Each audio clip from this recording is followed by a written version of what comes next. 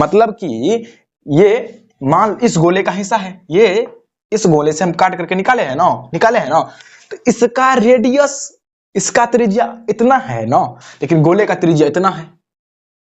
मान लो है ना, ये बड़े गोले से काटा गया है, बहुत बड़ा गोला से काटा गया है, इतना बड़ा सा गोला है था ना, तो इससे काटा गया था। ये मान बड़ा है ना, तो बड़ा गोले से काटा गया होगा, छोटा गोले से काटा गया होगा, ठीक है।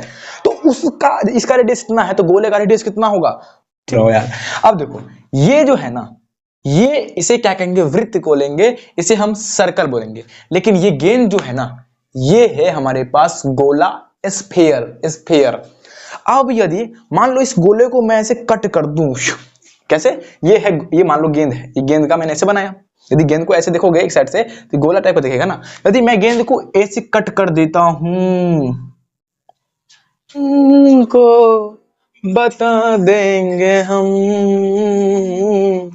बहुत प्यार करते हैं तुझको सनम,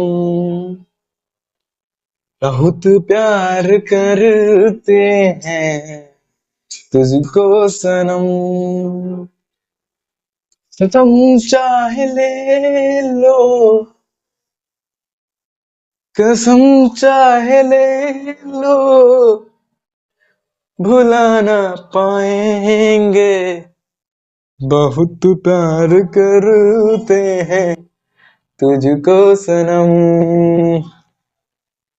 ऑलराइट, कैसे हो गया, कैसे हो मेरे प्यारे प्यारे भाइयों और मेरे प्यारी प्यारी बहना। आज के इस लेक्चर नंबर 4 में आपका तहे दिल से स्वागत करता हूं। सबसे पहली बात, आज के इस लेक्चर में ना आगे का कंटेंट देखने वाले हैं। कल तक लेक्चर 3 तक हमने दर्पण कंप्लीट कर लिया था, और दर्पण के जितने भी प्रकार था वो मैंने कंप्लीट करवाया था। दर्पण के जो मैंने बताया था प्रकार, दर्पण जो होते हैं वो 2 प्रकार के होते हैं, एक प्लेन मिरर और एक था कर्व्ड मिरर, ठीक है। कर्व्ड मिरर के भी 2 प्रकार थे, एक स्फेरिकल मिरर था, एक पैराबोलिक था, ठीक है। पैराबोलिक था। स्फेरिकल के भी 2 प्रकार थे, एक अवतल थे, एक उत्तल थे, मतलब कि कन्वेक्स और कनकेव था, ठीक है। तो इसमें एक प्लेन मिरर था, तो हम पहले प्लेन मिरर को पढ़ेंगे, उसके बाद बारी बारी सभी मिरर को पढ़ेंगे। आप इस वीडियो को अंत तक देखना, क्योंकि इस वीडियो से आपके बहुत सारे कॉन्सेप्ट क्लियर होने वाले हैं। आपके 5 नंबर बोले तो 5 नंबर या एक क्वेश्चन, 5 मार्क का एक क्वेश्चन भी करवाएंगे। साथ ही साथ हम बहुत सारे 2 नंबर का भी क्वेश्चन करेंगे, और बहुत सारे ऑब्जेक्टिव भी आपके साथ यहाँ इस वीडियो में क्लियर हो जाएगा।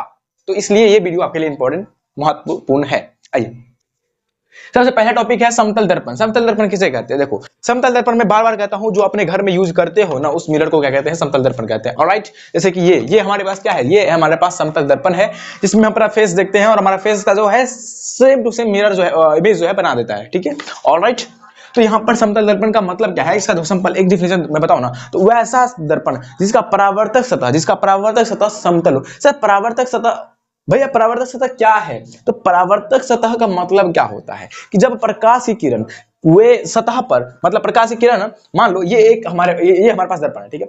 मैं बोलता हूं कि जब इस पर प्रकाश पड़ेगा तो कहां से वो परावर्तन लेगा? पीछे से।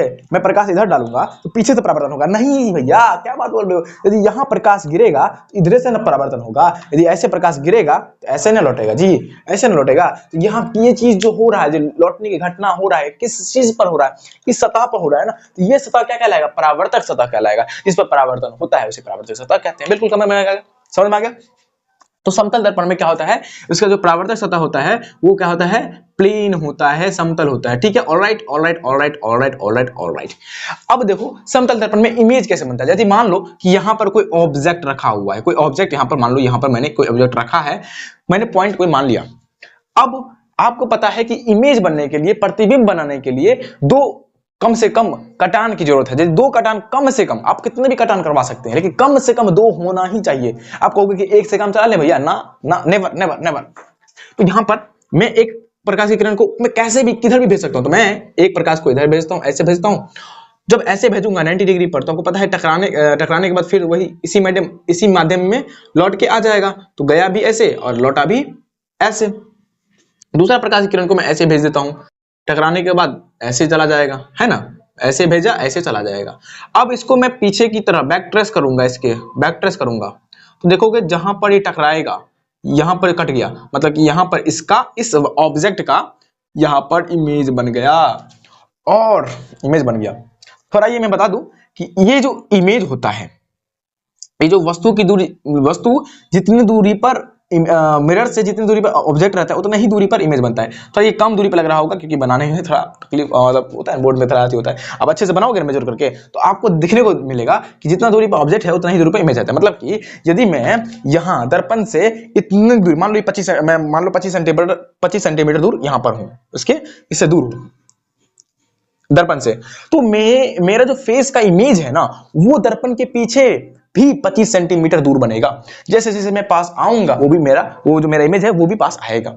आते चलो जाते चलो, आते चलो जाते चलो, जितना पास आऊंगा वो भी उतना पास आएगा। क्लियर हुआ कि नहीं क्लियर हुआ? मतलब कि हमेशा ये दूरी जो है इन दोनों का, जितना दूरी ये है उतना दूरी ये। क्लियर? चलिए एक नया चीज देखते हैं, एक इमेज फॉर्मेशन दूसरा देखते हैं। मान लो कि यहां पर ऑब्जेक्ट है मेरे पास, लेकिन यहां पर दर्पण रखा हुआ है। ऑब्जेक्ट मैं पहले यहां पर बना लेता हूं ऐसे करके, ठीक है? ये है हमारे पास ऑब्जेक्ट और दर्पण ये है भैया, दर्पण ये है। अब मुझे इस का इमेज कैसे बनाओगे? मन में ख्याल होगा कि भैया अभी आप इस एग्जांपल से आपका पूरा का पूरा कॉन्सेप्ट ही क्लियर हो जाएगा। आप ये जो थोड़ा मोड़ा अभी झंझट हो रहा होगा, डॉट आ रहा होगा, समस्या आ रहा होगा, वो समस्या सब क्लियर हो जाएगा। देखो क्या बता रहा हूं, आपके मन में होगा भैया अभी आपने जो एग्जांपल दिया था ये वाला, आपने दो किरण को भेजा था, एक तो ऐसे और एक ऐसे, लेकिन यहाँ पर मैं ऐसे भेजूंगा, लेकिन यहाँ पर कोई दर्पण है ही नहीं, मैं कैसे भेजूं? मैं फंस गया, ओ बाबा मैं क्या करूं? चिंता नहीं रे बाबा रे, टेंशन नहीं लेने का, टेंशन देने का, तेरा भाई इधर है, देख देख। करना क्या है, मैं ऐसे नहीं भेज सकता हूं। तो मैंने आपको इससे पहले क्या बोला था, अरे तो कैसे भी भेज सकता है, तेरे पर डिपेंड करता है, तुम पर डिपेंड करता है। यहाँ पर लाखों करोड़ बहुत सारे किरण निकल रहे होते हैं, तुम कौन सा भी किरण दिखा सकता है। तो मैंने एक किरण ऐसे लिया, जब ऐसे गिराऊंगा इस दर्पण पथ परावर्तन के बाद ऐसे चला जाएगा, जाएगा कि नहीं जाएगा? दूसरा भी मैं ऐसे ही ले लेता हूं। यस मेरी जान, ले सकते हैं। मैंने क्या बोला, कहीं भी ले सकता भाई, कैसे भी ले सकता है।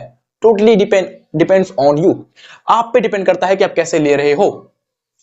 बैकग्राउंड साउंड को इग्नोर करना, ठीक है? अब देखो, अब इसका इमेज कैसे बनेगा। देखो ये मैंने इसको बैक ट्रेस किया, क्योंकि भैया आपको पता है समतल दर्पण में असली कटान नहीं करता है, नकली कटान करता है। मतलब असली में मिलवे नहीं करता है, नकली में मिलता है। हाँ, काल्पनिक रेखा।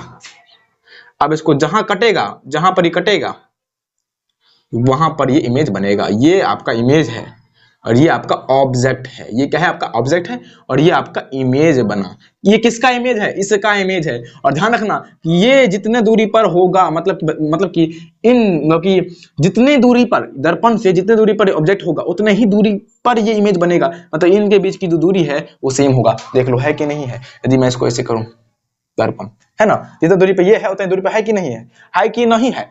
क्लियर है कि नहीं है? कि यदि ऐसे, मतलब कि ये दो एग्जांपल से मैंने आपको समझाया कि समतल दर्पण में इमेज फॉर्मेशन किस तरह से होता है, इमेज बनता कैसे है। अब थोड़ा यहाँ पर आपके क्वेश्चंस बनते हैं बार बार 2 नंबर पे, 5 नंबर पे, 2 नंबर पर बनते हैं क्वेश्चंस कि समतल दर्पण की विशेषताएं बताएं। तो आपको विशेषताएं मैं बता रहा हूँ। विशेषताएं मतलब क्या होता है? जैसे कि मेरा कुछ विशेषताएं हैं कि सर जो आपका भी कुछ विशेषता होगा, सबका अपना विशेषता होता है। विशेषता मतलब उसके खास बात, उसकी क्या खास बात है। ठीक है, आइए पहला विशेषता नंबर 1 है कि ये जो समतल दर्पण है ना, इसमें जो इमेज बनता है, प्रतिबिंब बनता है, वो काल्पनिक बनता है। क्या ये इमेज काल्पनिक किसे कहते हैं, वास्तविक किसे कहते हैं, मैंने पिछले लेक्चर में बताया था। नहीं देखे हो तो देख लेना, प्लेलिस्ट पूरा बना हुआ है लेक्चर 3 तक का, नहीं तो वीडियो चैनल पे जाना देख लोगे। यहाँ पर प्लेलिस्ट का दिख रहा होगा, क्लिक करो जाओ देखो। पहले वो नहीं देखे हो तो ये समझ नहीं आएगा, पहले देख लेना लेक्चर 3 तक, ठीक है?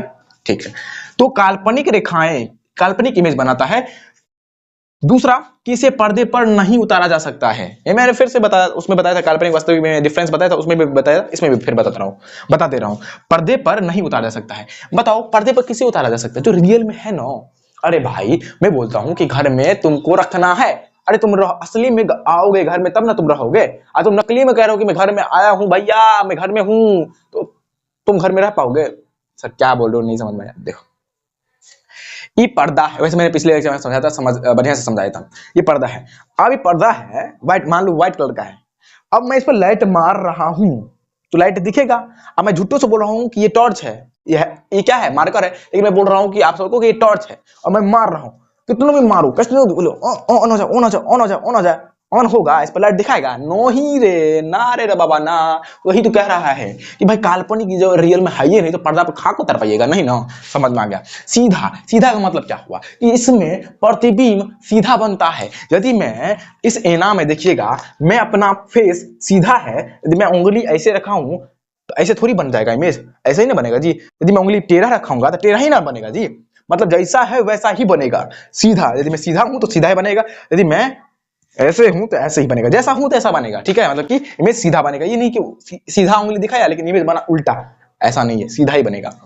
आकार बराबर होगा, जितना बड़ा ऑब्जेक्ट होगा ना उतना ही बड़ा इमेज होगा, समझे कि नहीं? एक और इमेज देख लो, यदि ये हमारे पास क्या है, समतल दर्पण है। यदि समतल दर्पण ये है, मान लो ये हमारे पास क्या है, ऑब्जेक्ट है, और इस ऑब्जेक्ट का मुझे इमेज बनाना, तो ऐसे दो लाइन खींचते हैं, एक इधर से, ओ बाबा 90 डिग्री पे दे रहे हैं तो 90 डिग्री पे जाएगा, ठीक है? इधर भी भेजते हैं, 90 डिग्री पे गया तो 90 डिग्री पर जाएगा। फिर इसको ऐसे करेंगे, बैक ट्रेस करेंगे, यहाँ पर हमारे पास क्या बनेगा, इसका इमेज बनेगा। देखोगे तो जितने आकार, जितना, यदि ये 2 मीटर का है तो ये भी 2 मीटर का बनेगा, समझे कि समझे? मेरा उंगली है 3 सेंटीमीटर का, अब बना देगा 5 सेंटीमीटर का। अरे जितना बड़ा उंगली है उतना ना बनाएगा जी। आप ऐसा होता तो जब घर पे आप देखते बाल को सीटते तो आपका मुंह है इतू सा, दिखता उतू सा, है ना? या उतू सा मुंह है, इतू सा दिखता है ना? ऐसा नहीं होता ना, बराबर आकार का दिखता है। प्रैक्टिकल भी करके देख सकते हो। ये इसका जो आवर्धन होता है, मैग्निफिकेशन होता है, वो +1 होता है। ये भैया मेरे को हजम नहीं हुआ, आगे बताएंगे, अभी समझना भी नहीं है इस चीज को, इसे अलग से समझाएंगे। बस इतना भी जान लो कि समतल दर्पण का जो आवर्धन होता है वो +1 होता है, बस इतना याद रखो अभी के लिए। इसमें चौथा पॉइंट है, सॉरी छठा पॉइंट है कि इसमें ये जो है समतल दर्पण, ये पार्श्व परिवर्तन दिखलाता है। ये क्या है भैया, अभी समझाते हैं, जस्ट समझाते हैं कि पार्श्व परिवर्तन क्या होता है और विपरिवर्तन क्या होता है। क्या इसके लिए मुझे इरेज करना पड़ेगा? क्या आपने इससे नोट कर लिया? हाँ, मैं बताना चाहता हूं कि मैंने इसका डिफिनेशन में कुछ नहीं लिखा, डिफिनेशन में कभी भी नहीं लिखूंगा, बस मैं कॉन्सेप्ट समझाऊंगा। मैंने डिस्क्रिप्शन में या कमेंट में देखोगे तो आपको मैंने नोट इसका प्रोवाइड करवा दिया है, तो वहां से नोट ले लो और लिख लो। सिंपल, यहां से लिखूं ना लिखो, वहां से जाओ, मैं यहां से कॉन्सेप्ट सिखा दे रहा हूं, डिफिनेशन को बोल दे रहा हूं, वहां से आप जो है नोट से लिख लो, ठीक है? क्लियर हुआ? जरूर लिख देना कमेंट में, यस भैया क्लियर हो गया। तो अब आइए समतल दर्पण के छठे पॉइंट को अच्छे से समझते हैं। पार्श्व परिवर्तन किसे कहते हैं? देखो समझो, पार्श्व परिवर्तन क्या होता है समझना। ये जो लाइन है ना, ये जो लाइन है, ये क्या है? ये खड़ा हुआ लाइन है, ठीक है? इसको कहते हैं हम ऊर्ध्वाधर, ऊर्ध्वाधर, ऊर्ध्वाधर रेखा, बोले तो वर्टिकल, वर्टिकल लाइन, ठीक है? और इसको हम क्या कहते हैं, इस लाइन को हम क्या कहते हैं? तो इसे हम कहते हैं क्षैतिज, क्षैतिज, क्षैतिज रेखा, जिसे इंग्लिश में हम क्या कहते हैं? Horizontal, horizontal, horizontal line. ये क्या क्यों भाई, क्या क्यों पढ़ा रहे हो भैया आप? मतलब फिजिक्स में मैथ का घुसा रहे हो? मैंने को बोला था ना, ये जो पहला चैप्टर है इसके ज्योमेट्री आपको स्ट्रांग होना चाहिए और ट्रायंगल वंगल बढ़िया से पढ़ना होना चाहिए, ठीक है? जो बंदा बंदा है जी तो खुल के जब पढ़ा होता है ज्योमेट्री धुन से। आइए समझिए, पार्श्व परिवर्तन क्या है? ये है हमारे पास दर्पण, ये है हमारे पास बहु भैया दर्पण, ठीक है? ओ प्यारे, समझ में आ गया? समझ में आ गया। इस दर्पण के सामने आर नंबर, इस आर को लेके गया ना, मैं आर को लेके गया ना, तो इस दर्पण में ऐसा बन रहा था,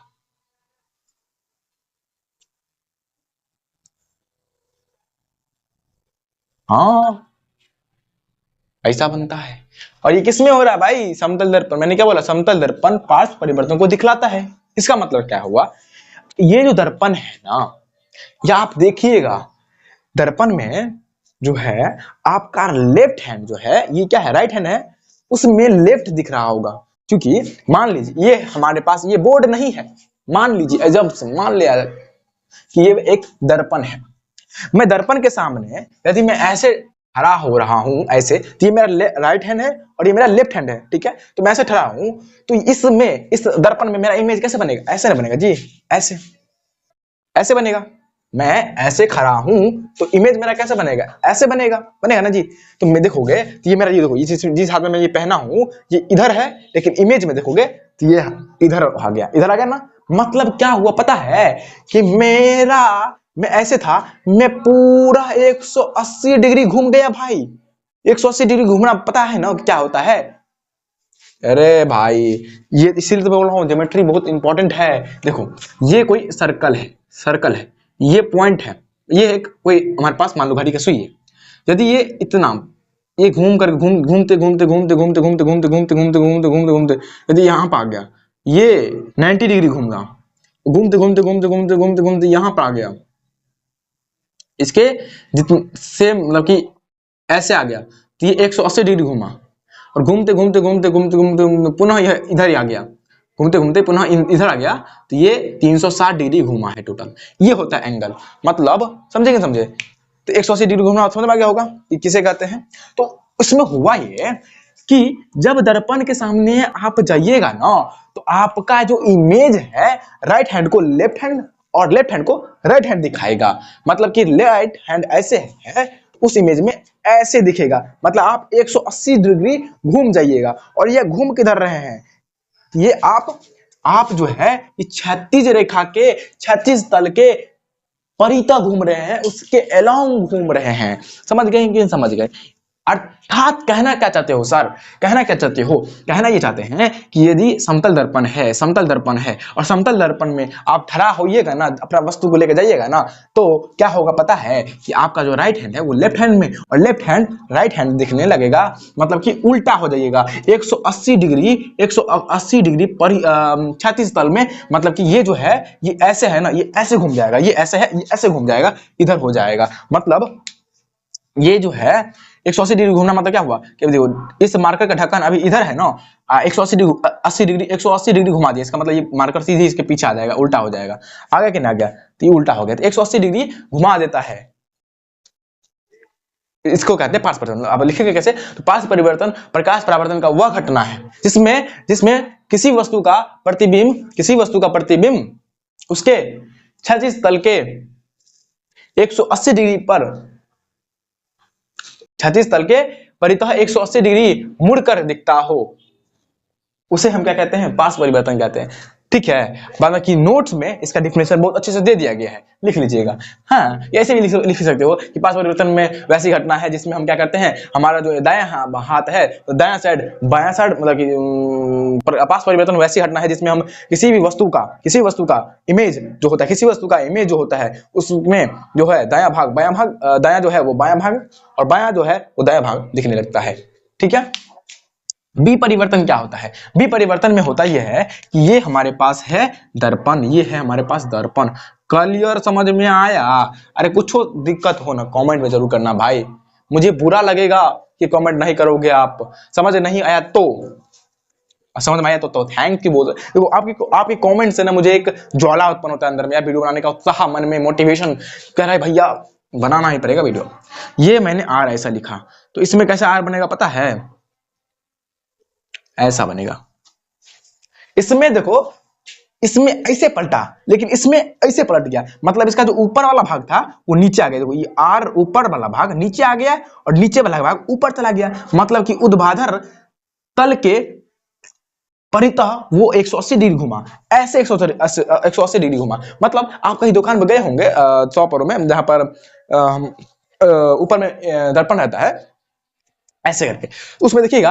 अब आप अपना इसमें भी करके देख सकते हैं, ऐसे करिएगा ना तो देखिएगा कि आपका माथा ऊपर दिख रहा है और आपका पांव जो है नीचे दिख रहा है। अर्थात अब देखिएगा, मतलब कि ऐसे बोलो या ऐसे ऐसे ऐसे लगा रहता है आपके दर्पण, ऐसे लगा रहता है आपके दर्पण। ठीक है, ऐसे दर्पण लगा रहता है, ये आर है, आपको यहाँ पर ऐसे दिखता होगा, है ना कि नहीं है। या ऐसे आप देख लीजिए, ऐसे ऐसे ये एग्जाम्पल देख लीजिए, ये एग्जाम्पल देख लीजिए, ये एग्जाम्पल देख लीजिए प्लीज। ये ये इंसान है, इसमें दिखता होगा ऐसे, है कि नहीं। अब फील आया कि नहीं आया। अब जब ऐसे करिएगा तो पहले आपको इसमें पहले मुंडी दिखेगा और सबसे लास्ट में पांव दिखेगा, इस प्रकार इमेज दिखेगा।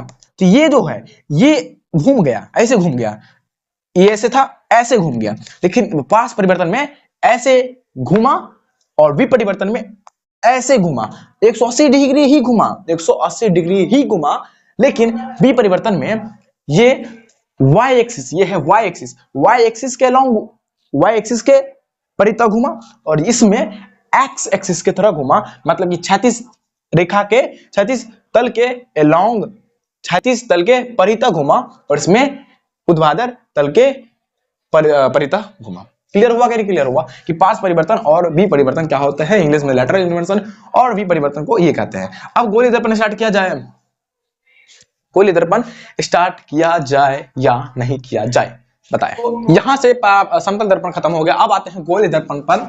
गोलीय गोलीय गोलीय गोलीय दर्पण, गोलीय गोलीय दर्पण, ठीक है, जिसे इंग्लिश में क्या कहते हैं, curved mirror, spherical mirror bro. Curved किसे कहते हैं, वक्र को ना, ठीक है, स्फेरिकल मिरर, ठीक है। गोलीय दर्पण जो होते हैं वो दो प्रकार के होते हैं, दो प्रकार के होते हैं, एक होते हैं अवतल और एक होते हैं उत्तल, समझिएगा। अभी मेन कहां है, अरे इसे कहते हैं केव, ट्रिक भी दिए थे, केव के मतलब गुफा, मतलब जिसका परावर्तक सतह धसा हो उसे क्या कहते हैं, अवतल, और कन्वेक्स उत्तल, उत्तल उत्तल उत्थल, जिसका परावर्तक सतह उत्थल हो, जिसका परावर्तक सतह क्या हो, उत्थल हो, उसे क्या कहते हैं, उत्तल। अब समझो ये उत्तल अवतल क्या होता है। एक गोलीय दर्पण कहां से बनता है, बुआम देखे हैं, बुआम जब आपके घर में देखिएगा जिसमें अचार रखते हैं, है ना, वैसा एक बुआम रहता है, ऐसा ही एक गोला रहता है, उसको कट करके ये बनाया जाता है, समझिए। मतलब ये जो उत्तल अवतल कैसे बनता है, ये हमारे पास है गोला, ये सर्कल नहीं है, गोला है, गोल नहीं बना है, मुझे पता है, मान लो ना गोल बना है। इस ये उत्तल और अवतल कैसे बनते समझा रहा हूं। ये गोला इन द सेंस क्या है, समझो, ये जो मैंने अभी बोला, क्या बोला, ये मैंने बोला क्या गोला है, और सर्कल, सर्कल के हिंदी में क्या कहते हैं, सर्कल को मीनिंग होता है वृत्त, ठीक है, वृत्त, घेरा, जो बोलना है बोलो। अब देखो चालू है ना रे, चालू तो है, कहां गया,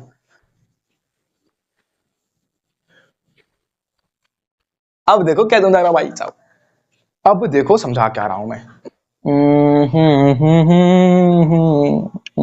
एक मिनट रुको,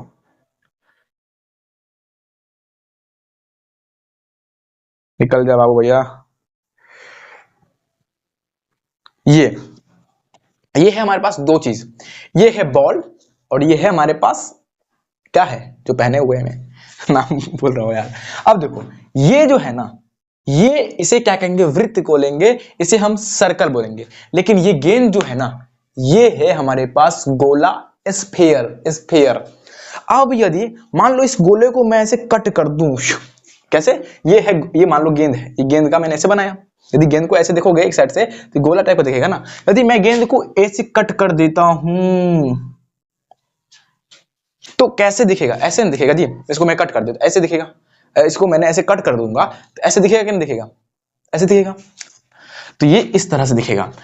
एक्चुअल में कैसे दिखता है, यदि मैं ऐसे दिखेगा, दिखाता हूं, यदि मैं इसको कट करके अलग करूं, मान लो इसको मैंने कट करके अलग कर लिया यहां पर ऐसे, तो ऐसे करके ये बनेगा, और ये जो है इसका मुंह रहेगा कटोरी जैसा, जैसे कि इसका भी मैंने ऊपर लाया हूं, देखो ये है हमारे पास तावा।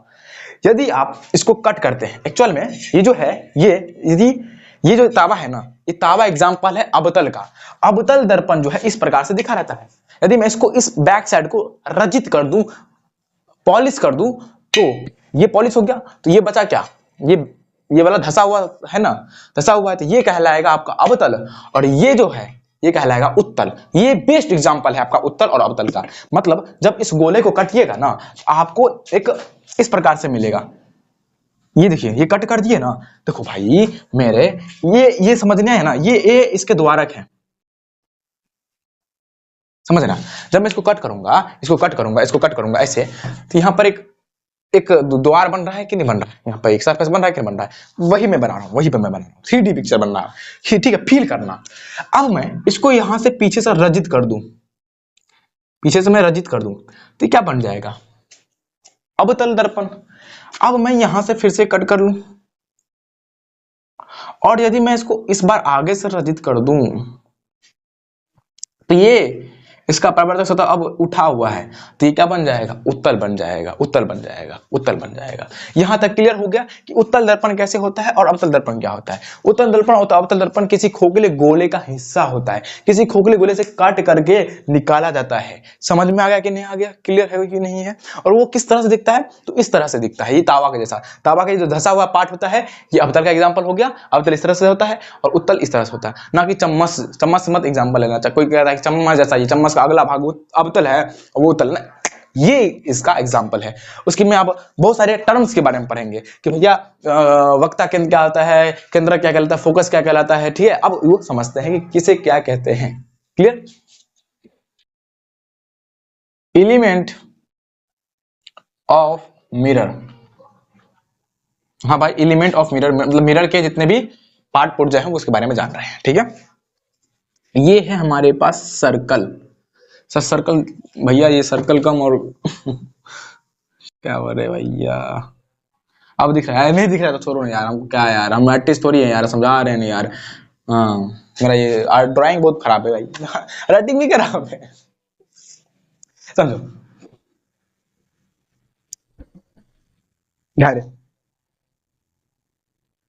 सपोज दैट कि मैंने इसे काटा, यहां से मेरे को एक मिला, मान लो कि मैंने इसको इधर वाला पार्ट को मैंने रजित कर दिया, सिल्वर पॉलिश कर दिया, तो मेरे पास क्या मिल गया, ये अवतल मिल गया। समझना, ये मैंने अवतल यहां से निकाल लिया, यहां पर निकाल लेता हूं, अवतल मैंने निकाल लिया, इस तरह से दिखता होगा, ठीक है। अरे सर, ठीक है, इस तरह से दिखता होगा, ठीक है। अब देखना, ये दर्पण जिस खोखले गोले का, इस खोखले गोले का हिस्सा, खोखला गोला मतलब क्या हुआ, खाली वाला गोला, खाली। गेंद के अंदर पानी भरा है तो खोखला नहीं कहलाएगा, भरा हुआ कहलाएगा। खोखला मतलब इसके अंदर काटोगे ना कुछ नहीं मिलेगा, कुछ ना मिलेगा, बाबू भाई कुछ नहीं मिलेगा। तो यहां पर इस गोले का जो केंद्र होता है, केंद्र किसे कहते हैं, जो बीच वाला पॉइंट होता है, जो हर पॉइंट हर जगह से बराबर हो, उसे कहते हैं केंद्र। तो इस गोले का जो केंद्र है वो केंद्र कहलाता है, जिसे हम सी से दिखाते हैं, उस केंद्र को कहते हैं वक्रता केंद्र। क्या कहते हैं, वक्रता केंद्र कहते हैं, जिसे हम इंग्लिश में क्या कहते हैं, रेडियस ऑफ कर्वेचर कहते हैं, रेडियस ऑफ कर्वेचर कहते हैं। दूसरा पॉइंट हमारे पास आते हैं, ये गोले का केंद्र था। अब जो गोले से मैंने ये वाला जो दर्पण निकाला ना भाई, ये वाला दर्पण जो मैंने निकाला ना, इस दर्पण का भी केंद्र होता है। केंद्र मतलब कि इस दर्पण का बीच वाला पॉइंट, इस दर्पण का बीच वाला पॉइंट कहीं यहां पर होगा, जिसे हम क्या कहते हैं, ज्यामितीय केंद्र कहते हैं। इसे ज्यामितीय केंद्र क्यों कहते हैं, समझना, बताएंगे बाद में, अभी नहीं बताएंगे, जब हम चीन परिपाटी पढ़ाएंगे ना तब बता देंगे।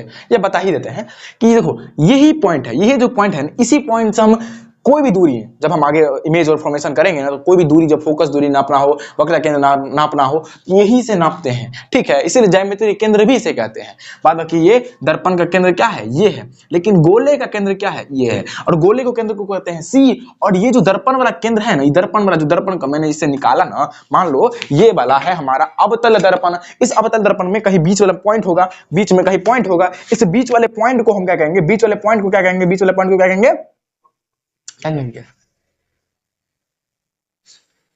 पोल। इंग्लिश में क्या कहेंगे, पोल, हिंदी में क्या कहेंगे, ध्रुवीय। इसे ही क्या कहते हैं, ज्यामितीय केंद्र भी कहते हैं। समझो, इसे हम क्या कहते हैं, इसे हम P से सूचित करते हैं, P से सूचित करते हैं, सूचित मतलब दिखाते हैं, दर्शाते हैं P से।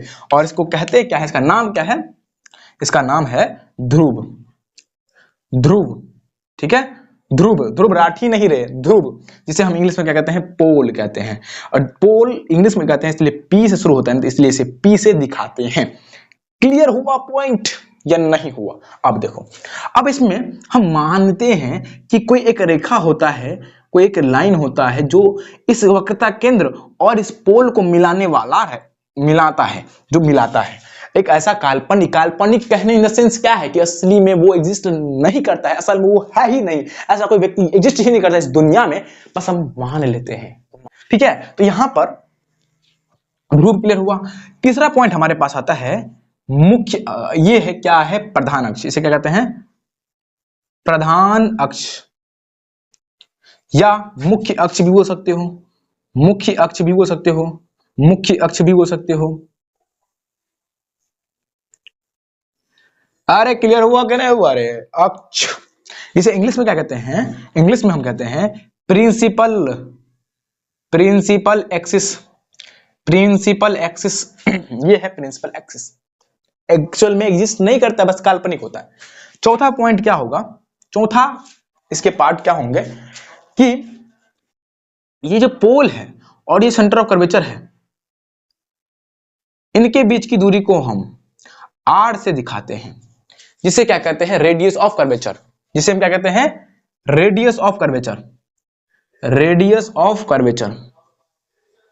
हिंदी में क्या कहते हैं सर, वक्रता केंद्र की त्रिज्या, वक्रता केंद्र की त्रिज्या। क्लियर हुआ? ये नहीं दिख रहा होगा तो कोई बात नहीं, मैं बोल दिया हूं तो आप लिख लीजिएगा, ठीक है। अब उतना नहीं, छोटे अब बहुत, अब 10 में आ गए हो ना, इतना मैंने नहीं रखता है स्प्रिंग स्प्रिंग, ठीक है। अब ध्यान रखना, अब ये अलग चीज है, ये अलग चीज है। यहां पर जो आर है, यहां पर ये जो केंद्र से है, केंद्र से यहां से जो ये जो केंद्र से कहीं भी रेडियस बन रहा है ना, इसे कहेंगे वक्रता त्रिज्या।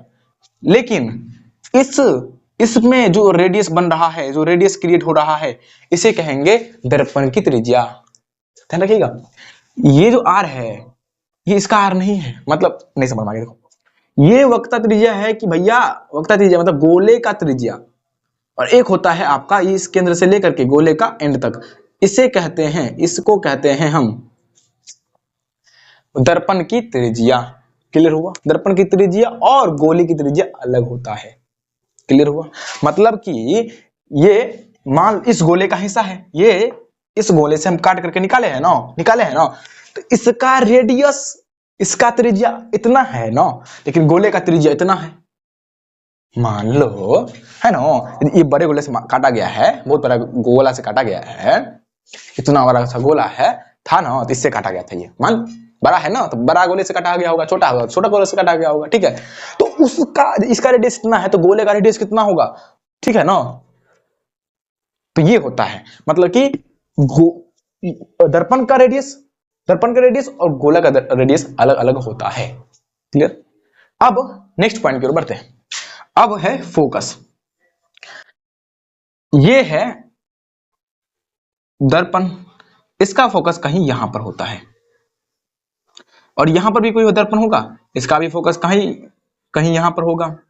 फोकस कैसे डिसाइड होता है, कोई भी दर्पण का फोकस कहां होता है, तो यहां पर घोज पोच हो गया है ना, अच्छा से बताता हूं। देखो ये है दर्पण, और ये है इसके प्रधान अक्ष, ये वाला प्रधान अक्ष जो मिला रहता है ना, ये कर्वेचर को, रेडियस ऑफ कर्वेचर को और पोल को मिलाने वाली रेखा को क्या कहते हैं, प्रधान अक्ष कहते हैं। तो ये प्रधान अक्ष है। अब हर एक में हम ये प्रधान अक्ष लेंगे।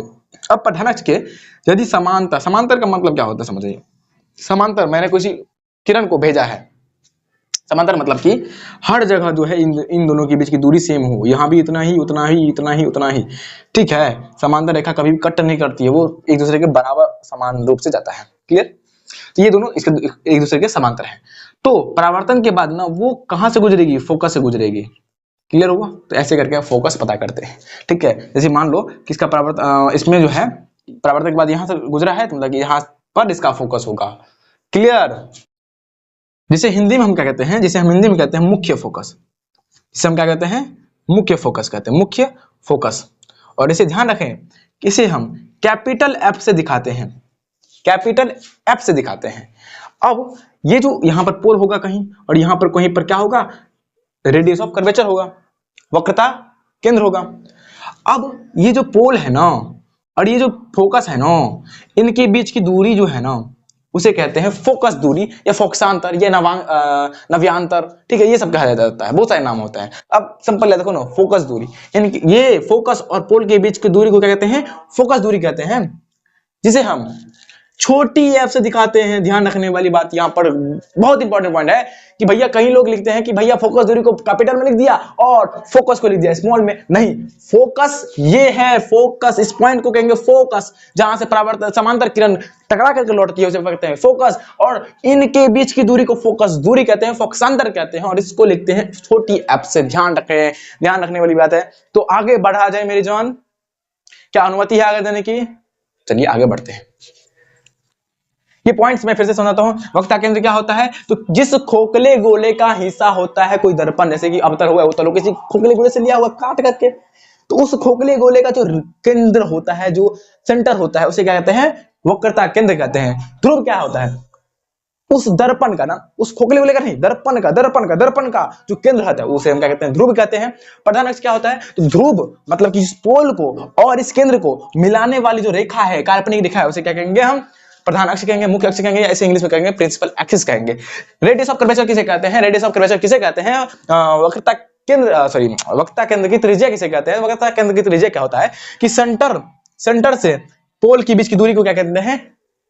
इसे आर से, कैपिटल आर से भी और स्मॉल आर से भी कहीं दिखाया जाता है। ठीक है, अब मैं कोशिश करूंगा आप स्मॉल को जो भी आपको लिखना हो, मैंने ये बता दिया, इसका मतलब ये मैंने बता दिया। मैंने इसलिए आपको बता दिया कि कई लोग आपको देखने को मिलेगा कहीं स्मॉल आर, कहीं दिखेगा कैपिटल आर, तो कंफ्यूज मत करना, दोनों ही से आप लिख सकते हो इसको, रेडियस ऑफ कर्वेचर को। ठीक है, अब पॉइंट है कि फोकस किसे कहते हैं? जब प्रकाश की किरण मान लो समांतर मैंने इसको भेजा, तो इसका फोकस यहाँ पर है, तो परावर्तन के बाद फोकस से लौटेगा, उसे कहते हैं फोकस कहते हैं। और इस फोकस और इस पोल के बीच की दूरी को फोकसांतर कहते हैं, फोकस दूरी कहते हैं। क्लियर। तो भैया देखो, रूल पे आने से पहले मैंने एक चीज छोड़ दिया था कि जब मैंने एलिमेंट्स ऑफ, मतलब कि जब मैं बता रहा था दर्पण के पार्ट में, तो उसमें मैंने द्वारक छोड़ दिया भैया। द्वारक, जिसे हिंदी में, इंग्लिश में क्या कहते हैं? अपर्चर कहते हैं। ठीक है, ये क्या होता है? देखो, ये है, मान लो कि अवतल दर्पण, ये अवतल दर्पण पर ये जो है ना, ये वाला भाग, देखो मैं यहाँ पर बताता हूँ, पहले ये बताता हूँ, ये है अवतल दर्पण। इस अवतल दर्पण का ये है परावर्तक सतह, है कि नहीं है रे? जी मैं इसको पॉलिश सिद्ध कर दूं तो ये है परावर्तक सतह। तो परावर्तक सतह को रोकने वाली, मतलब कि देखो ये है अवतल दर्पण।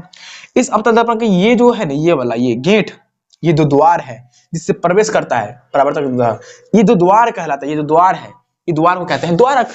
अरे तुम्हारे घर का द्वार होगा ना जिससे प्रवेश करते हो, इसमें भी है ये द्वारक। जैसे कि कोई कटोरी लोगे तो कटोरी का जो बाहरी वाला हिस्सा है वो क्या कहलाता है? आपका द्वारक कहलाता है। अब इसका एग्जांपल देखना है तो आपको समझना है, इस पर क्या लगा लो, इस पर, इस कोने कोने पर क्या लगा लो? सॉस लगा लो, सॉस होता है ना, उसे लगा करके आप क्या करो, व्हाइट कपड़े पर ऐसे करके उसे चिपका लो। मान लो ये व्हाइट कपड़ा है, मान लो इस पर लगा लिया मैंने सॉस, ऐसे करके आपको सीधा करके जो है उस पर क्या करना है? आपको ऐसे करके लगा लेना है, ऐसे करके चिपका लेना है। तो देखना कि जहां तक ये सॉस का, ये जो एक सॉस से क्या बन जाएगा? एक सर्कल बन जाएगा। वो जो सर्कल है इसका द्वारक कहलाएगा। क्लियर हुआ कि नहीं क्लियर हुआ? द्वारक का मतलब है कि ऊपरी वाला भाग, ये जो है ना, ये ऊपरी वाला भाग है, अंदर जाने से रोकता है। ठीक है, द्वार, सिंपल, द्वारक मतलब द्वार। क्लियर? अब रूल क्या है भैया? रूल मतलब देखो, अब जो ये अवतल में है, उत्तल में है, तो उसमें परावर्तन होगा, तो क्या क्या होगा? रूल रेगुलेशन ना है जी। अब जब स्कूल जाते हो पढ़ने के लिए तो रूल रेगुलेशन बनता है ना जी। तो बिना रूल रेगुलेशन के जब स्कूल में पढ़ाई नहीं होता है तो ये परावर्तन कहां से होगा? इसीलिए रूल रेगुलेशन पढ़ना जरूरी है। पहला रूल नंबर 1, ज्यादा हवा नहीं लिखना है, 5 से 6, 5 तरह लिखाऊंगा, 5 लिखाऊंगा। हाँ, ये है अवतल, ये है प्रधान अक्ष। जब मैं प्रकाश की किरण को प्रधान अक्ष के समांतर लाऊंगा तो वो हमेशा फोकस से लौटेगा। रूल नंबर यही कहता है 1। इसे सर उत्तल में बता दो ना, मेरे को दिखा देता हूं तेरे को। यहाँ पर मैंने रजित कर ही ले लो भाई, रजित कर ही लियो, मैं भी छोड़ दूं तो कोई बात ना। अब मुझे उत्तल बनाना है तो मुझे धंसा हुआ पार्ट को रजित करना पड़ेगा। ये है प्रधान अक्ष। जब मैं प्रधान अक्ष के पैरेलल भेजूं परावर्तन के बाद, वो हमेशा फोकस से लौटेगा। ये तो सर प्रधान के बाद ये ऐसे लगे, अरे बेवकूफ, फोकस इधर होता है ना, इसको बैक ट्रेस करना होता है इसमें। ठीक है, तो ये लौटा कि नहीं लौटा फोकस से? बिल्कुल। रूल नंबर 1 यही कहता है कि जब प्रकाश की किरण प्रधान अक्ष के समांतर जाएगा, ये प्रधान अक्ष है मान लो, इसके समांतर जाएगा, तो टकराने के बाद वो लौटेगा कहां से? फोकस से। क्लियर? दूसरा पॉइंट, जब प्रकाश की किरण, ये फोकस है, फोकस से जाए तो परावर्तन के बाद वो पैरेलल हो जाता है, सिंपल उल्टा। आज जब तुम पैरेलल जाते हो, जब तुम समांतर जाते हो, फोकस से लौटते हो, पैरेलल के बाद तो फोकस में लौटते हो, तो फोकस से जाने के बाद पैरेलल नहीं लौटोगे, सिंपल। ये एक समझ में आ गया तो दूसरा भी समझ में आ गया, उल्टा, जस्ट उल्टा। इसमें कैसे होगा? अब वैसे तो क्या आप दर्पण के अंदर घुस कर देखेंगे कि फोकस वहां पर है? ऐसे तो ये उत्तर में मेरे हिसाब से पॉसिबल नहीं होना चाहिए, लेकिन हाँ वैसे भी पढ़ना है, देख लेते हैं। पढ़ने के लिए जो एक्चुअल में जो कहता है कॉन्सेप्ट, वो बताता हूँ। कॉन्सेप्ट क्या कहता है कॉन्सेप्ट के हिसाब से, कि यदि उत्तल दर्पण है तो कोई फोकस है, वैसे ये दर्पण तो थोड़ी निकलेगा प्रकाश की किरण, बता रहा हूँ वैसे ही, देख लो। फोकस है, फोकस से कभी प्रकाश की किरण निकलेगा, परावर्तन के बाद वो पैरेलल जाएगा, कहने इन सेंस ये, इसमें भी ऐसा होगा, बस समझ लो ऐसे करनी। लेकिन ऐसे में एक्चुअल में हो सकता, पॉसिबल है जी। आप ही सब बताओ ना यार, सोचो यार ये सब पर। तीसरा पॉइंट, पहला पॉइंट, पैरेलल जाएगा तो फोकस से लौटेगा, फोकस से जाएगा तो पैरेलल। ये रूल कहाँ काम आएगा? जब आप देखोगे इमेज फॉर्मेशन, कि जब मैं वस्तु को यहाँ पर रखूंगा, जब मैं यहाँ पर रखूंगा, वहां पर रखूंगा, इनफाइनाइट पर रखूंगा, फोकस पर रखूंगा, कर्वेचर पर रखूंगा, इनफाइनाइट और कर्वेचर के बीच रखूंगा, क्या कब कहाँ बनेगा, उसमें आपको मत आएगा। बहुत इंपॉर्टेंट है, याद रखना। और याद रखने वाली चीजें क्या, समझ लो ना भाई, समझ लेना, बन याद रहेगा। तीसरा रूल कहता है ये है कि यदि कोई हमारे पास दर्पण है, उस दर्पण में ये है radius of curvature, radius of curvature. यदि रेडियस ऑफ कर्वेचर से आप किसी प्रकाश की किरण को गुजारते हैं तो परावर्तन के बाद वो उसी से गुजरेगा। गोला है ना, तो गोला पर कहीं भी प्रकाश का परावर्तन करवा लो, कहीं पर भी करवा लो, इसका जो अभिलंब होगा ना, वो हमेशा इसके सेंटर से गुजरेगा। अभिलंब जो होता है वो हमेशा इसके क्या होता है, सेंटर से गुजरता है। पर ना परावर्तन कराओगे तो उसका जो अभिलंब होगा वो गोले से गुजरेगा। याद रखना, कभी भी परावर्तन कहीं भी करो, अभिलंब जो होता है वो हमेशा सर्कल पे कहीं भी अभिलंब खींचोगे ना तो वो कहां से जाएगा, केंद्र से ही जाएगा। इसका मतलब जब यहां पर केंद्र से जाएगा, मतलब यहां पर अभिलंब है, और अभिलंब के परितः, अभिलंब के दिशा में यदि मैं प्रकाश को गुजारता हूं, मतलब 90 डिग्री पे गुजार रहा हूं, 90 डिग्री पे मतलब 90 डिग्री पे यहाँ पर एंगल बन रहा है, यदि 90 डिग्री पे प्रकाश गुजर रहा है तो 90 डिग्री पे ही लौटेगा, जैसे आया वैसा ही लौटेगा। क्लियर है? ओ मेरे प्यारे, क्लियर है? बोलो। तो मैंने रीजन भी बता दिया, और मैंने ये भी बता दिया कि जब प्रकाश की किरण क्या हो, सी से जाएगा ना तो सी से ही लौटेगा। क्लियर है? ये सी यहाँ पर है, ठीक है, लिख लिए। अरे नोट में बहुत अच्छा से लिखा हुआ है, एक्सप्लेन कर रहा हुआ है, मतलब लिखा हुआ है इसका डेफिनेशन। अरे यार समझ गए तो डिफिनेशन क्या है? मान लो कि बोल देगा रूल नंबर 1 लिखने के लिए, तो क्या लिखोगे, कैसे लिखोगे? तो मतलब गलती यही है कि तुम सीखना नहीं चाहते, सीखो नहीं यार। देखो क्या लिखोगे कि जब प्रकाश की किरण, देखो कैसे लिखो, जो चीज है वही चीज लिखना है। जब प्रकाश की किरण प्रधान अक्ष के समांतर जाए और परावर्तन के बाद फोकस से लौटे, यही तो रूल नंबर 1 कहता है। और रूल नंबर 3 पर आते हैं। कहता है रूल नंबर 3 कि यदि कोई दर्पण है और यहाँ पर पोल है, यदि पोल पर कोई प्रकाश की परावर्तन आपतित होती है तो परावर्तन के बाद लौटेगी, तो इसका जो एंगल ऑफ इंसिडेंट है और एंगल ऑफ रिफ्लेक्टिव है, आपतित कोण और परावर्तित कोण बराबर होगा। क्लियर है? समझो फिर से, ये है दर्पण, ये है पोल, इस पोल पर प्रकाश की किरण को ऐसे घटाए, जितना एंगल पर आया ना उतना ही एंगल पर जाएगा। मान लेते कि ऐसे ना करके हम ऐसे सटा करके देते तो ये एंगल कम है, तो ये एंगल कम में लटता, मतलब जितना एंगल से आया ना उतना ही एंगल से जाएगा। क्लियर है कि नहीं है? मतलब जितना कोण आए है उतना ही कोण आ रहेगा। हाई बात क्लियर की नहीं है? हाँ, अब यहाँ तक रूल खत्म हो गया। जाओ, हाँ फ्री, इतना ही रूल था। ये रूल है, नाम कहने के लिए रूल है, बस समझने वाली बात है ना? रियल बात है कि नहीं है? इतना मतलब कौन सा बात तुम नहीं जानते थे? बताओ कौन सा बात तुम नहीं जानते थे? सब जानते थे कि नहीं जानते थे? कौन सा बात नहीं जानते थे? बस थोड़ा दिमाग लगाना था। अब भैया, अब आप एक फार्मूला देखे होंगे, F = R/2। इस फार्मूला को हम प्रूव करने वाले हैं। और ये फॉर्मूला 5 नंबर में पूछ सकता है आपके एग्जाम में, आपके लिए अवतल में हो या उत्तल में हो, दोनों ही प्रूव करना चाहते हैं। ध्यान देने वाली बात है कि मैं इस तरह से पढ़ाने वाला हूं कि भैया आपके दिमाग में, खोपड़ी में सीधे घुस जाएगा, आप एक बार में सीख जाओगे। हवा बनाया कि भाई डेरिवेशन है, ये क्या ला दिया सर ने, ये प्रूफ वाला सवाल है यार, चीज से दूर भागता हूँ। और सर भैया अभी ये करा रहे हैं, भक्त मैं जा रहा हूँ छोड़ के। अरे भाई रुको तो सही, सीख तो लो। सिखा रहा हूँ, पढ़ा नहीं रहा, सिखा रहा हूँ, सिखा रहा हूँ। आओ देखो, सीख जाओगे, वादा है एक बार में समझ आ जाएगा। समझो, सबसे पहले बात, इस f बराबर r/2 के लिए, f बराबर r/2 ये रिलेशन सत्य हो, उसके लिए आपको एक चीज जानना पड़ता है कि ये जो हमने बनाया ना, ये जो सर्कल है, जिस सर्कल से हमने काट करके निकालते हैं अवतल या उत्तल को, इसका जो रेडियस ऑफ कर्वेचर है, रेडियस ऑफ कर्वेचर मतलब कि r है, ये जो c है और ये जो p है, इनके बीच की जो दूरी है r, ये बड़ा होना चाहिए, बहुत बड़ा होना चाहिए।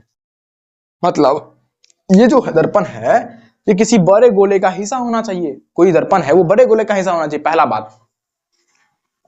दूसरा बात, जो दर्पण होगा वो दर्पण जो है उसका द्वारक छोटा होना चाहिए, इसका द्वारक छोटा होना चाहिए। तीसरा बात कि जब हम ऑब्जेक्ट को रखेंगे ना, कोई भी ऑब्जेक्ट को, तो इसके समीप रखेंगे, मतलब कि ये जो प्रधान अक्ष है ना, इसके समीप हम रखेंगे, उसके करीब रखेंगे, तभी ये f बराबर r/2 फॉर्मूला होगा।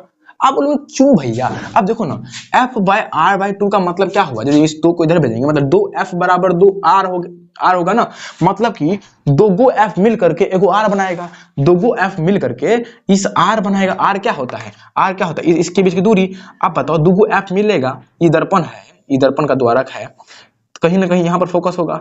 यदि ये बड़ा नहीं हुआ, यदि बड़ा नहीं हुआ तो क्या इसके डबल हो पाएगा? नहीं नो। यदि बड़ा रहेगा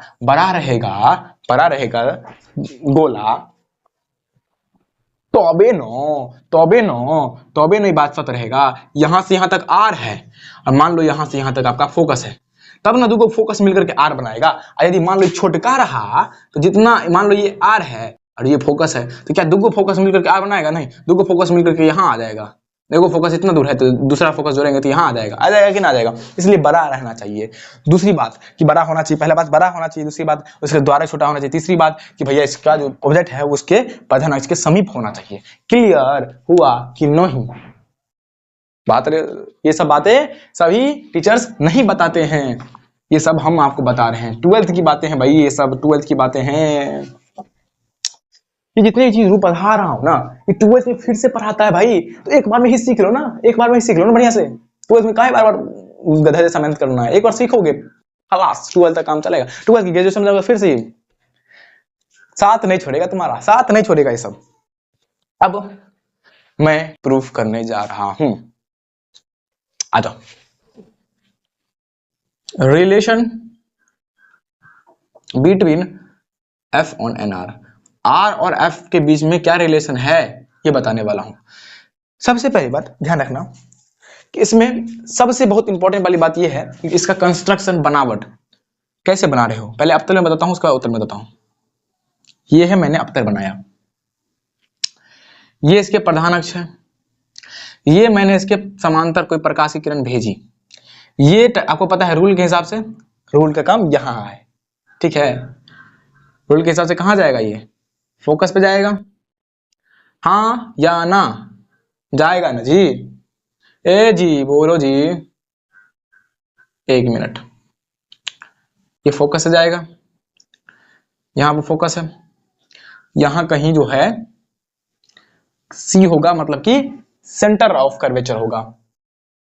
और आपको पता है कि भैया कि यहां सेंटर से आपको पता है कि भैया अविलंब खींचा जा सकता है, और ये सेंटर जो है, ये जो है इससे पास करेगा। क्यों भैया? हमको पता है ना, सर्कल में कहीं भी परावर्तन हो उसका अविलंब सेंटर से ही गुजरता है, तो कहीं भी करेंगे ना परावर्तन तो उसका अविलंब जो है वो सेंटर से ही गुजरेगा। क्लियर है कि नहीं है रे बाबू भैया? बताओ ना। अब समझो, ये मैं अवतल बना रहा हूं तो मैं इसको रजित कर दे रहा हूं। यहां पर कहीं पोल होगा, ठीक है? अब समझो, इस एंगल, ये एंगल आपको पता है कि प्रकाश के परावर्तन का पहला नियम से कि कोण I कोण R के बराबर होता है। आपतित किरण, ये है आपतित किरण और ये है परावर्तित किरण, तो ये कोण I है, ये कोण R है, ये दोनों बराबर होंगे। मान लेते हैं कि ये थीटा कोण है, तो ये भी थीटा कोण होगा। अरे यार, ये सब भैया आपने ये थीटा बीटा क्या लिख रहे हैं? देखो चिंता मत करो, चिंता मत करो, ऐसे मत रहो प्लीज। ये जो थीटा है ये कुछ नहीं, इसका कुछ औकात नहीं है, ये कुछ और भयंकर चीज नहीं है। ये मैंने माना, जैसे कि मान लो कि आप सभी का मेरे मतलब कि ये एंगल जो है कुछ भी होगा, मतलब इस एंगल पर कुछ भी हो सकता है, 30 degree, 20 degree, 25 degree, 50 degree, 100 degree, 200 degree, कुछ भी हो सकता है। तो मुझे पता नहीं है ना, जैसे कि आप सभी में बहुत सारे देखते हैं, अब मैं सबका एक बार में नाम नहीं ले सकता, एक टाइम में सबका नाम नहीं ले सकता हूं, तो मैंने आपको दे दिया कि प्यारे भाई, मेरे प्यारी बहना, ठीक है, मैंने ये दे दिया। उसी प्रकार से जब मैं इसका नाम नहीं पता है, कुछ भी हो सकता है, इसलिए मैंने इसको मान लिया थीटा। आप थीटा की जगह पर ए भी मान सकते हो, बी भी मान सकते हो, आप अपना नाम भी मान सकते हो, मैं सोनू भी मान सकता हूँ, कोई रोकेगा भाई? नहीं मान, कोई नहीं रोकेगा। मैं ऐसे ओ भी मान सकता हूँ, मैं कुछ भी मान सकता हूँ, लेकिन सबसे बेस्ट क्या होगा? बेस्ट होगा कि चाहे ये अल्फा बीटा मान लीजिए, या फिर अल्फा बीटा गामा ये सब मानेंगे तो अच्छा लगता है, अट्रैक्शन लगता है, या फिर ABCD लिख लीजिए। अब नाम लिखने जाइएगा ना तो बहुत लंबा हो जाएगा, लिखने में बहुत अच्छा हो जाएगा, इसलिए हम सुनो नाम नहीं लिखते हैं, लिखने के लिए कुछ भी लिख सकते हैं। और अल्फा बीटा इसलिए लिखते हैं अच्छा लगता है सुन देखने में, ठीक है, इसीलिए, और कुछ नहीं है। क्लियर हुआ ना कि मैंने थीटा क्या है, कुछ एंगल होगा तो मैंने मान लिया थीटा, मुझे पता नहीं तो मैंने थीटा मान लिया। जब ये थीटा होगा तो ये थीटा क्यों होगा? परावर्तन के नियम से। परावर्तन नहीं पढ़े हो तो पहले पढ़ लेना, मैंने बोला था ना, पढ़ोगे नहीं तो समझ में नहीं आएगा।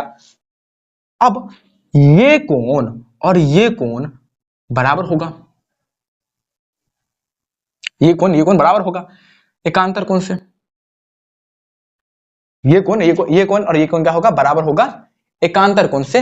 ये देखो एकांतर कोण मतलब होता है दो पैरेलल लाइन है, दो पैरेलल लाइन है ना, तो ये कोण और ये कोण बराबर होता है, ये कोण और ये कोण जो है बराबर होता है, और ये कोण भी और ये कोण भी बराबर होता है। ये सब प्रॉपर्टी है, ट्रायंगल में पढ़ोगे ना, ट्रायंगल चैप्टर में पढ़ोगे, इसलिए बोलता हूँ ज्योमेट्री जिसका स्ट्रॉन्ग है ना, वो इस चैप्टर में महारत हासिल कर लेगा, राजा बन जाएगा इस चैप्टर का, ठीक है। नहीं आता तो मुझे हर एक चीज बोलो ना भाई, आप रिक्वेस्ट एक कमेंट तो करो, मैं कैसे बनाऊं बिना आपको, मुझे अब मुझे क्या पता कि आपको पता चाहिए कि नहीं चाहिए, मैं बना लूंगा इसके, मैं बनाऊंगा तो समझ ये चैप्टर छोड़कर ये एक लेक्चर इसका ढीले हो जाएगा, क्योंकि मुझे भी काम होता है ना यार, मैं सबको क्या समझो, ठीक है ना। ये एरो देना भूलना मत कि ये ऐसे गया, परावर्तन के बाद ऐसे लटा, इसका नाम रख दिया करो A B, इस दर्पण का भी नाम रख दो M, ये M डैश है, ठीक है, क्लियर है, ठीक है।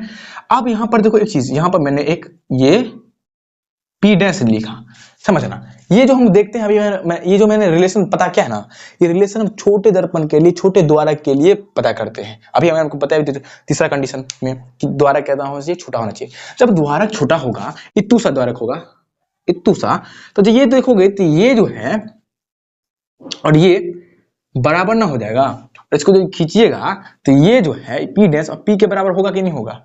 होगा ना, हाँ, बस इतना ही रखिए। ये छोटा है रहता है तो यहाँ पर रहेगा और यहाँ पर रहेगा, इसको खींचेगा तो ये और ये बराबर होगा, क्लियर है। अब पता है कि ये फोकस है और ये पोल है, इनके बीच की दूरी को क्या कहते हैं? फोकस दूरी कहते हैं, जिसे हम छोटा f से दिखाते हैं। और C और P के बीच, मतलब कि सेंटर ऑफ कर्वेचर और पोल के बीच की दूरी को क्या कहते हैं? R से दिखाते हैं। ये मेन चीज है। अब जितने भी चीजें आएगी वो इसके बेसिस पर बनाया जाएगा। जिस बंदे को जिसको ये क्लियर हो गया, समझो ये पूरा डेरिवेशन क्लियर हो गया। जिसको इसमें दिक्कत है वो उसको डेरिवेशन में दिक्कत होगा। यहां तक क्लियर है? किस किस को क्लियर है बोलो, कमेंट जरूर करो, प्लीज कमेंट जरूर करा करो यार। क्लियर है? यही मेन चीज है, बनावट है। मैंने फिर से बताता हूं मैंने क्या किया। मैंने पहले क्या किया, कोई दर्पण मैंने लिया, अवतल दर्पण, मैंने अवतल दर्पण लिया, उसमें मैंने एक आपतित किरण, मैंने आपतित किया, एक किरण, मैंने एक किरण को आपतित किया, इसके प्रधान अक्ष के समांतर मैंने आपतित करवाया।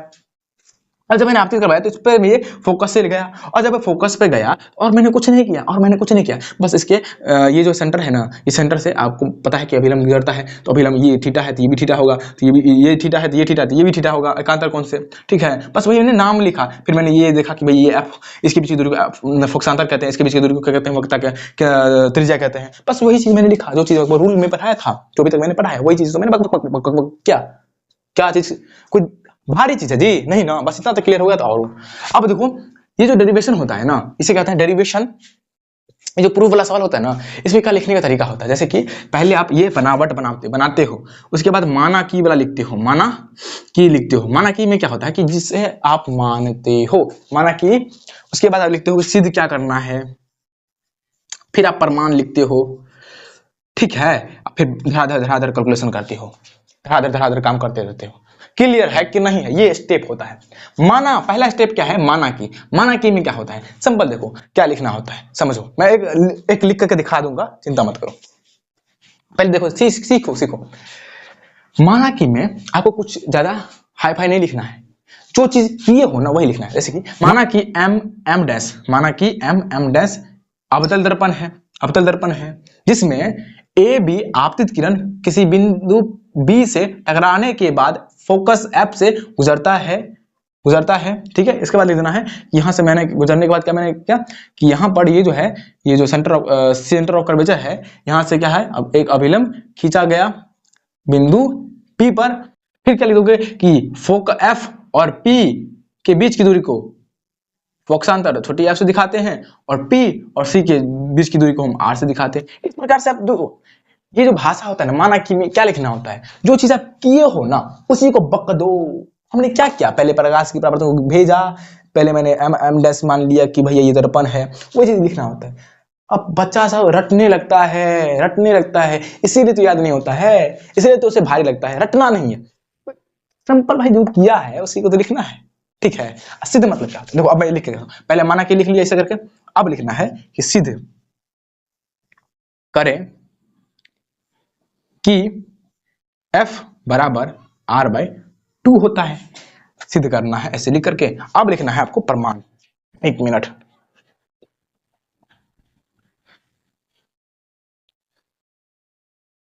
अब यहां पर मैं लिखता हूं प्रमाण। अब भाई प्रमाण दो, ये जो थीटा तुमने इससे इसको कैसे बराबर किया, इसको कैसे तुमने थीटा बराबर किया, वो प्रमाण अब यहां पर देना है, सिंपल। अब आइए भाई जब प्रमाण देते हैं तो प्रमाण में पहला चीज क्या देंगे कि ये थीटा और ये थीटा को मैंने बराबर कैसे करेंगे। तो अब लिखना है आपको कोण ए बी सी, ए भैया भैया ओ भैया सी बी एफ ओ भैया। अब मुझे पता चल गया कि तुम्हें क्या दिक्कत है, तुम सबको नहीं बता रहे हैं, उसको बता रहे हैं, हाँ तुमको बता रहे हैं। देखो तुमको पता ही नहीं है कि क्या लिखा हूं मैं, समझो ये होता है कोण लिखना, ठीक है। अब देखो ये है ट्रायंगल, सिखा देता हूं भाई, तुम सब प्लीज वेट कर लो, इसको नहीं आता यार। ये है कोण, मान लो कि ये है 30 डिग्री, ठीक है, ये ए बी सी। अब मुझे इस कोण को लिखना है तो कैसे लिखूंगा, जिस कोण को लिखना होता है मतलब ये ऐसे कर दो, ये ऐसे ले दो, जिसको लिखना होता है ना उसको बीच में लिखते हैं। जैसे मुझे इस कोण को लिखना है तो मैं कैसे लिखूंगा, ए और सी को ऐसे लिख दूंगा, बीच में किसको लिखना है, बी को, तो बी को लिखूंगा। यदि मुझे कोण सी को लिखना है तो मैं कैसे लिखूंगा, ऐसे लिख दूंगा, और मुझे सी को लिखना है तो ए और बी को मैं लिख देता हूं।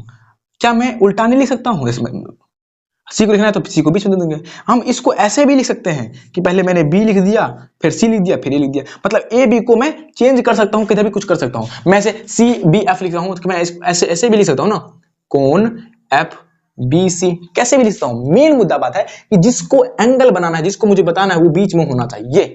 जैसे कि ये कोण बी है तो कोण बी कैसे बना ये, तो सी वाले रेखा से और एफ वाले ये जो रेखा है इनके बीच का ना बना, इसीलिए हम लिखे सी बी एफ, और इसको लिखने ए बी सी। समझे कि ना समझे, हाँ इसीलिए बोलते हैं कि भैया ज्यामिति आपका स्ट्रांग होना चाहिए, एटलीस्ट ट्रायंगल जब पढ़ ही लेना, ठीक है। अब ये आपको रीजन भी लिखना पड़ेगा कि क्यों आपने ऐसा बराबर किया, लिख दोगे कि परावर्तन के नियम से ये और ये बराबर हुआ।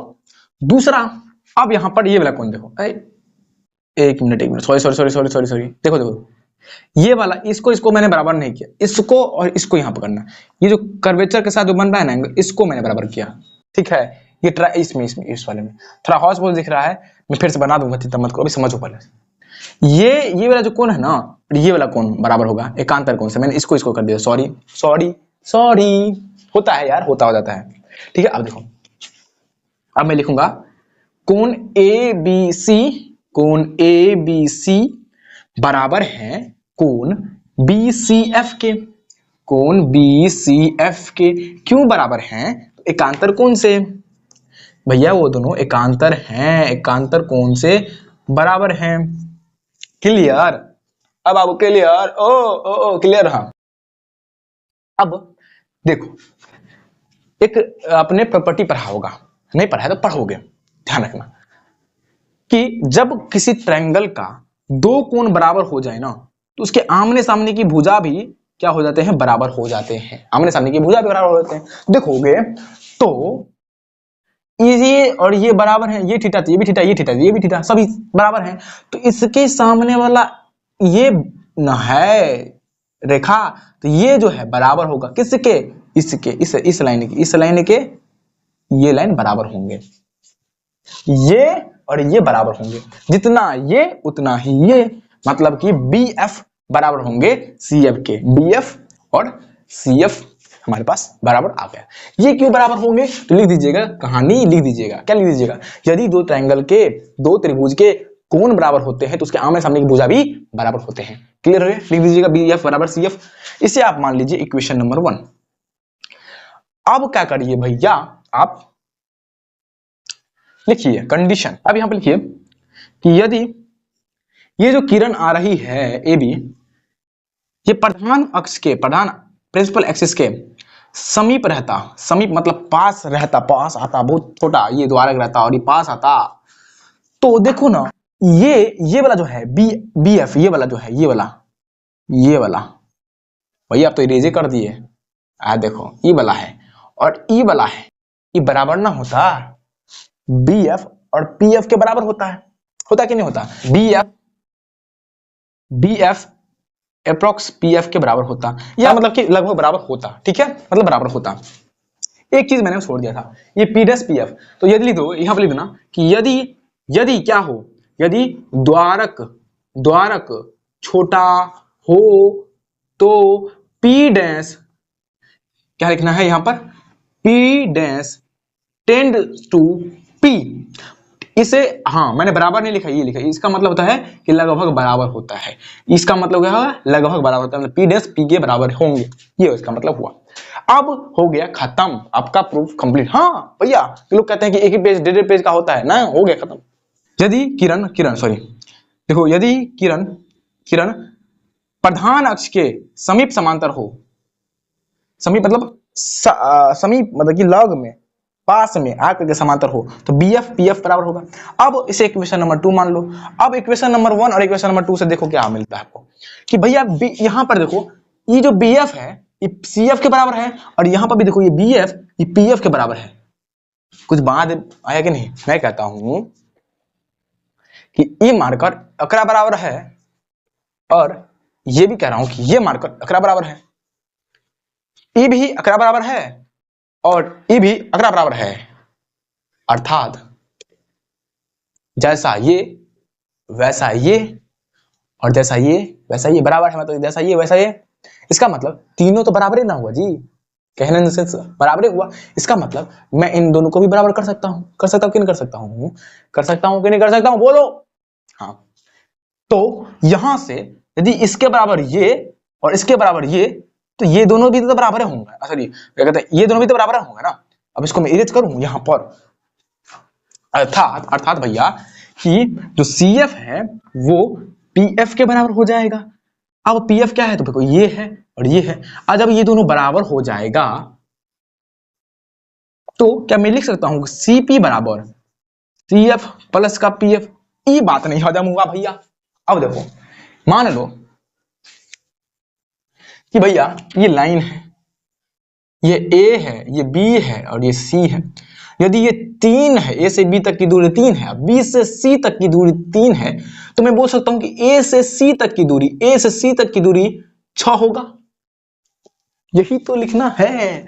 जब ये मुझे पता चल गया कि ये दोनों बराबर है, जितना सी एफ है उतना ही पी एफ है, अर्थात ये दोनों ऐड करके इतना बना होगा, मतलब कि जितना पी एफ उतना ही सी एफ, अर्थात सी और पी इतना प्लस का इतना होगा। इसका मतलब मैं CP को लिख सकता हूं CF प्लस का PF, और CF का मतलब क्या हुआ आप समझना। ये अब देखो, आपको पता है कि जो PF है इसको कहते हैं F, छोटी f, और CF को क्या कहते हैं नहीं मालूम, लेकिन हमें मालूम इतना है कि भैया PF और CF बराबर है। इसका मतलब यदि ये F है तो ये भी F होगा, तो F प्लस F।